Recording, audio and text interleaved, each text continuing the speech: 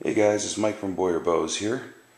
I know I haven't posted a video in a while, so I wanted to give you a little teaser of what's coming up. I got a couple of bows here that I'm going to shoot for you tomorrow, just to give you an example of what I've been up to in the meantime. First one here is a guava snake bow. Just to give you an idea, it's made out of guava from the big island of Hawaii. Nice and snaky. Very heavy bow. This is a very difficult, I gotta admit, it's a very difficult bow to shoot. It's 60 pounds at 26 inches with a maximum draw of 28 inches. And it is not it's not an easy bow to shoot. I'm gonna be very honest with you. But it just looks so great that I don't I just can't do much with it. The next one up, the black one, is I call it Dark Guardian bow. This design was made by Justin Steinmetz of GI Bow. He is not offering this bow anymore. And as you'll see, it's got this great looking riser right here. It's got a node there, and then we'll come down here. Another node on the other side, obviously. And then you've got a brush guard type of knock at the end here, and it prevents things from getting trapped in your arrow string if you were so inclined to take it into the brush with you. It's 55 pounds at 28 inches, but it shoots pretty hard. It's a pretty hard shooter, I think, because of these nodes right here. It's got a bit of snot on it, as a friend of mine said. The next one is a hickory flat bow with a pistol grip riser. I'm making this bow for somebody on stickandstring.com forum. This one's it's a little bit of a lighter bow. It's about 38 pounds at 26 inches, excuse me. And but boy, it just turned out beautifully. It's all hickory, shoots amazingly well. It's also left-handed, so there you go with that one. I'm finishing up my first Lakota or Sioux bow. This is a Osage orange backed with sinew. I got the workings of my riser there, and I backed this one with some Burmese python. Let's see if we can get a look at the snakeskin here. Yeah, there it is. Burmese python. And it's got a nice snaky curve to it as well. And obviously there's about 3 layers of sinew underneath it. So even though this is actually a 49-inch bow, knock to knock, it can still be drawn 29 inches. So it's really a terrific hunting bow. And then I got a couple of staves here. Why do I have, this is, that one's red cedar, and that one's Osage. Why am I showing you the staves? Because those staves are going to become a Lakota style Indian bow. And that will be my next bow build for you guys. So look forward to that. Now, the one I'm going to do is I'm going to chase the ring, shape the wood, bend the wood with the Osage, and then these are recently cut pieces of wood. They're under 3 months.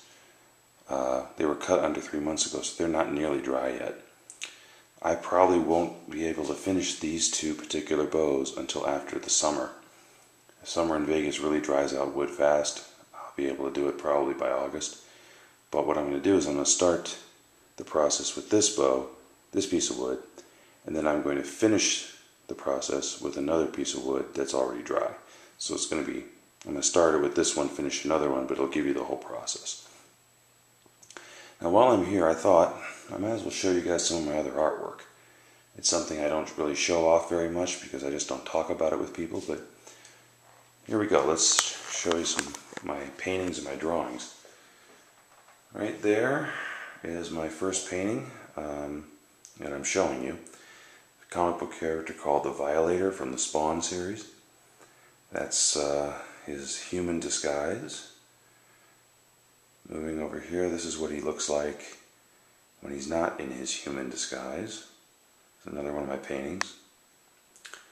It's a little dark up by the ceiling, but I'll show you that one. There's the Spawn character. You might remember him from the comic books or the movie that was made about him, starring Michael Jai White, I believe. And then probably my favorite villain of all, the Joker.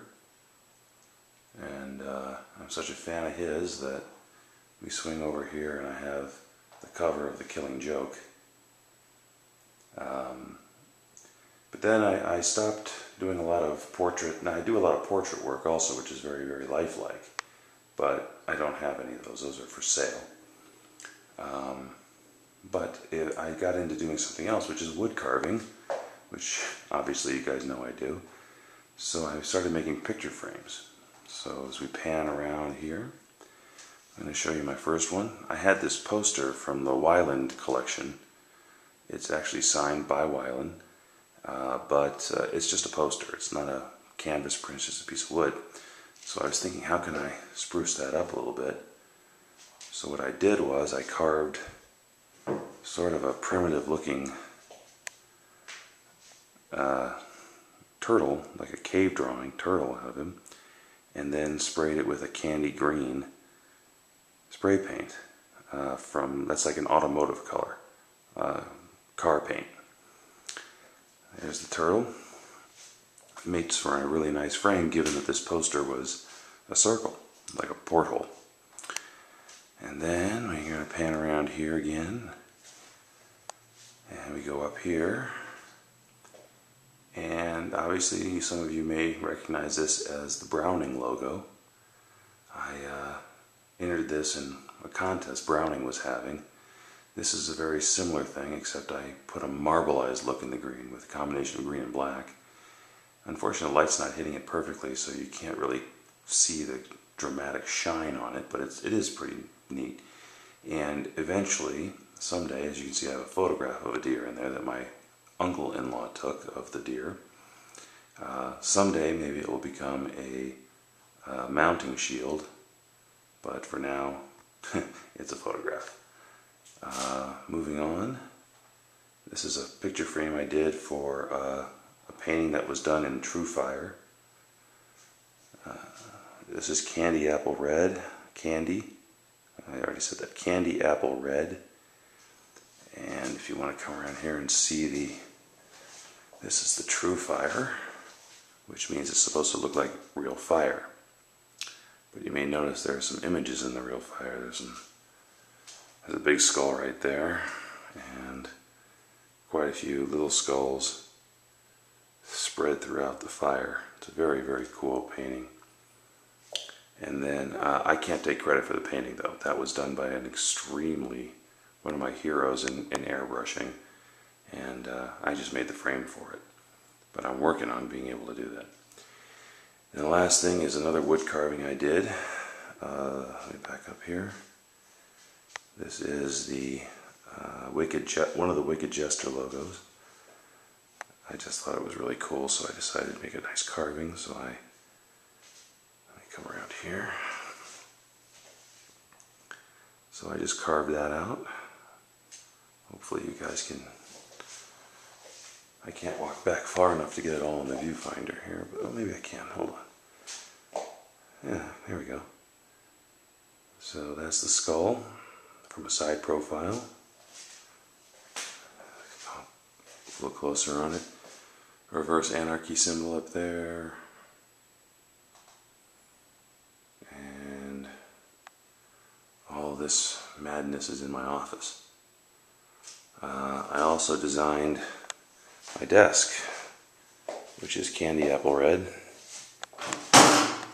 And once again, my uncle-in-law was nice enough to play carpenter on this, and I painted it. It goes right into the wall. It has a bookshelf. You can see my skull there. All that good stuff, the ram skull. Okay, so just a little teaser. Gonna get some more videos out for you. Probably film them tomorrow, post them up Monday or Tuesday at the latest. And there you go. That's my artwork. Take care, guys.